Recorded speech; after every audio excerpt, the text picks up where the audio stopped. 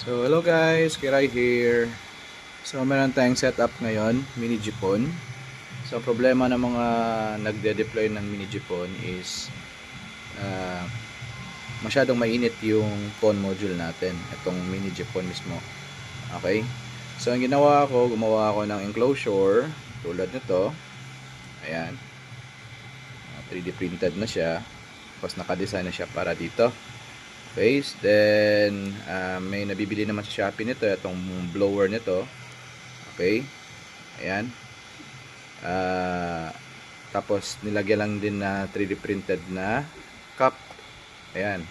Para yung hangin, instead na dito sa harap, ang ginawa natin is i-modify lang natin.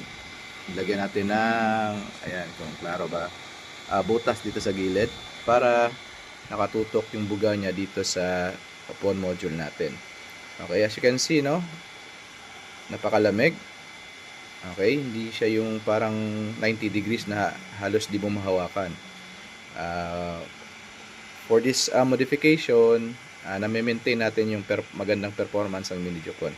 Siguro as far as I know, ang kadalasang problema ng mga ganitong setup is overheating, kaya hindi maganda yung performance ng mga mini Jeepon. So yan, gumawa tayo ng ito, enclosure. Dito na yung fan, lalagay nyo lang. Tapos dito yung media co natin, as you can see, nandyan. Dito yung media co natin.